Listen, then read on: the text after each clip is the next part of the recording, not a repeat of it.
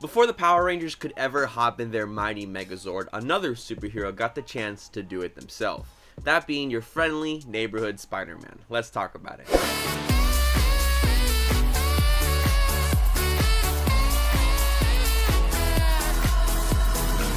Yo, what's up everybody, it's Este here and welcome back to another video, and today I'll be talking about my experience watching the first episode of the Japanese Spider-Man. Now, as you guys know, I am a Power Rangers fan and I've been so for so many years, and more recently on the channel I've been watching stuff not Power Rangers but also tokusatsu related. So I've seen the full series of Kaku Ranger. I'm still watching Dai Ranger, by the way. That's my New Year's goal. I saw the first episode of Zenkaiger. I quit the show, by the way. And I also watched Godzilla vs. King Kong, which is kind of not Toku, but it was in a way. And now today I'll be looking at my oldest piece of media yet, that being the Spider-Man Japanese show from the 70s. If you don't know, Spider-Man actually became a Japanese tokusatsu TV series that aired in the late 70s, produced by the minds behind Super Sentai and Kamen Rider, the Toei company, as well as being associated of course with Marvel Comics, being based on their most popular character. Now this ain't no regular Peter Parker story with a dead uncle, a dead girlfriend, or a dead Tony Stark, or a multiversal story with Miles Morales and all those versions of Spider-Man. This is one that's very different and very unique from the rest. We have our own protagonist, the Japanese man, Takuya Yamashiro. And the other day, a friend and I sat down and watched the first episode ourselves, and really guys, I want to give you my first impressions on this show, because this show blew my mind in ways you wouldn't think. Now let's start off with a quick summary, because this first episode is called The Time of Revenge Has Come, Beat Down Iron Cross Group. And this show starts with one of the most amazing theme songs that I've ever heard. It's literally a guy screaming. There's instruments, obviously music, but this guy that just goes, yeah, yeah, yeah, wow, like damn, it's vocal range. And just a lot of screaming, there's a lot of ows in there, like my neck hurts. And it just has this beat that's, I don't know, it's very jungle-esque, it's very animalistic, very primal, as Spider-Man is, but it's also just a little snappy, a little calm, a little cool, but also a little creepy in a way with those screams. It's kind of like a spider thing. And then we actually start the episode where we hear this mysterious voice calling for his brother.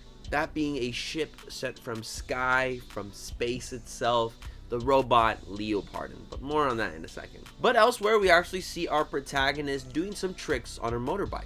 Kind of similar to another superhero that likes to ride motorbikes. No, I'm not gonna say who, but you know, I think you get the idea who it might be. Our protagonist stops his rider jumps to take a listen to Leopardon as it calls out for him. Leopardon would then land on Earth, but it seems like everybody and their mothers knew about Leopardon's arrival because it was basically the talk of the town. And the villains are happy because, you know, there's this big robot thing that's now on Earth that's basically going to stop their whole plans of world domination. And more specifically than that robot, this one random scientist, Hiroshi Yamashiro, they sent a monster to kill him. But not before fooling our protagonist's girlfriend to investigate Leopardon, as well as finding its location. So it seems like everybody is interested in this little robot boy, except for Takuya himself, who is in his home preparing for a motorbike race. Which, by the way, are those fumes toxic? Should he be breathing in those fumes? There's a lot of smoke in that room.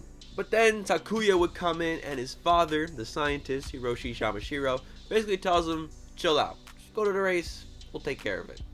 I guess you know where this is going from here. Man, I'm dead.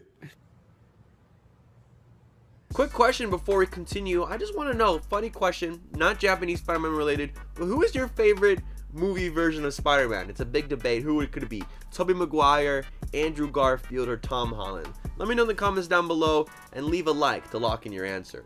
Also, I will accept Miles Morales as an answer to the question. However, even a day later, Takuya still hears those voices in his head because the voices cannot be stopped.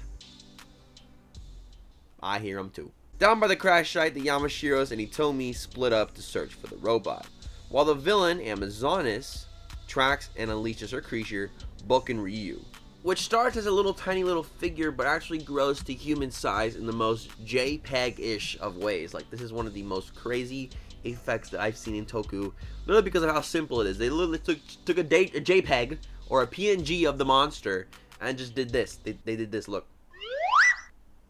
They stretched him out to become tall. That is literally all they did. And Takuya still hears those voices and he is tired of it and wants to go check it out. And Takuya's annoying voices in his head basically let him out of participating in the race and going down to the search party, where he found his girlfriend as well as his sis, but no dad. As of course they found him on his last breaths. Fuck your homie dead.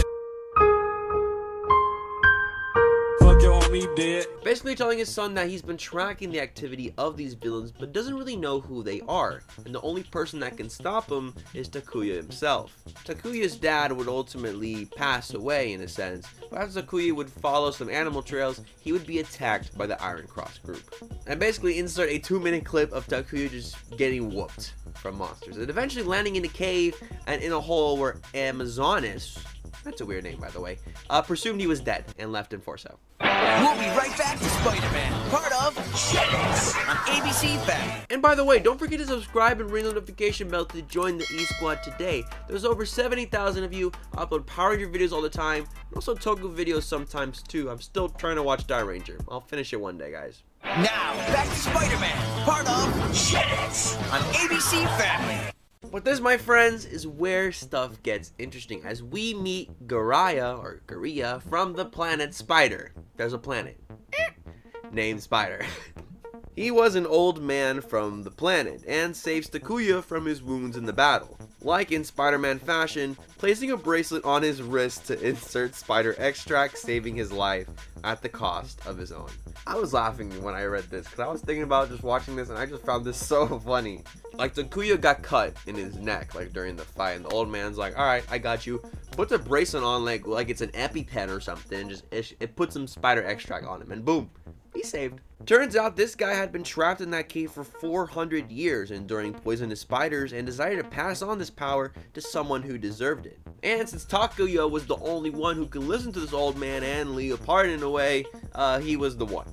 And that's how the scene basically ended in a way. We would transition where we would see Takuya in his room, where guess what? The voices are still there. They're never gone. And guess who is talking to him? Gariya. That's right. He is now a spider. He didn't really die in a way. He just became a spider. His natural form. And is basically telling Takuya, hey, use that thing on your wrist and become Spider-Man. Like Takuya was just chilling in his bed. Just like, oh, what a crazy day. Now I got this weird bracelet I can't put off. And then you have a spider scream at you like, hey! Henshin! You get it? He would then put on the Spider Protector, a suit that gives him the powers of Spider-Man. And then we transition to a really cute scene actually, where we just see a lot of, like 2 minutes of Spider-Man doing Spider-Man things, climbing walls, swinging around. Literally just a lot of practical effects and very cheap and very basic visual effects, which I guess weren't really cheap for the time, but I guess now and today, they look really cute. I don't know, I just thought it just made this show a lot more humble. He invades the villain's lair to fight some baddies, save a nuclear scientist, and avenge his family. But not before the little dude who became a human-sized dude actually became a gigantic-sized dude. You sound like Ed from Good Burger. And there's only one way, of course, to stop a big villainous monster. That, of course, is Megazord power. But before there were Megazords, there was just the Zord. That, of course, being the Leopard. Coming in as a ship called the Marveler, Spider-Man would enter it and change it into its own giant robot, with boomerang powers as well as a cool sword. He, of course, destroys the monster, and the villains obviously want their revenge, especially the head villain, Professor Monster. That's the name, Professor Monster. I laughed when I heard that too. And we finish off with Spider-Man riding a car into the sun, like any Spider-Man does. Not swinging webs, riding a car. I think that's why we got a lot of Spider-Man No Way Home car commercials. Why does every MCU movie gotta have a car commercial? Can anyone know? America, explain! But yeah, after jamming out to that ending theme for a little bit, wow, this episode was really something. I think this first episode was really well done. The story was nice. It kept me interested the whole time. The pacing, like, it was a regular 22, 24-minute episode and whatnot, but the pacing was really good. Like, I didn't feel like it wasted a lot of time. We got enough Spider-Man action to really take in the powers. I just thought it was really well done. For the 70s, too. And then, of course, we have all those effects in the show, from the practical effects that we have of Spider-Man climbing up walls and whatnot, and like cool sets that can be made upside down or whatever, to the PNG enlargement of the monster, and some little green screen effects, I would imagine. Was green screen a thing in the 70s? Probably. I don't know. A lot of this stuff today could just seem like novice or amateur in a way, but I think it made this show a lot more special in a way, and just made it a lot more of an enjoyable viewing experience. Probably a kid in the 70s was watching the show and just thought this things that he saw on TV was really amazing. And to be honest, watching this now, like having this mix of practical effects and the early CG, it kind of made it feel more real in a way, except when they would enlarge the monster, but you get what I mean. The commercial break spot is also amazing. It's literally just a drawing of Spider-Man with the announcer going doo-doo-doo-doo, Spider-Man. That reminds me a lot of Pepsi Man. Pepsi Man! Go grab a Pepsi. That's the guy from the you get it. I say you get it a lot, but do you actually get it? Let me know in the comments. And while watching this and laughing along the way, I was just so immersed in the show. And I forgot everything I knew about Spider-Man. I forgot about the Tobey Maguire movies, the Andrew Garfield, the Tom Hollands, the Miles Moraleses of the world, and all those amazing Spider-Man animated shows. And just focused on Takuya. Takuya, his family, his adventure, and his way of becoming Spider-Man himself. No Peter, no Goblin, no Mary Jane. We just got Takuya and the Iron Cross group. And, you know, I feel like everybody should watch this episode, as a matter of fact that, you know, it is the first Spider-Man in Japan. I don't think there was another Japanese Spider-Man. What do you mean by that? But I mean, like, it's very unique, and it has its own personality, and it just makes the show so much special being in the tokusatsu genre. No other Spider-Man has a big comic book style robot monster. Just Japanese Spider-Man.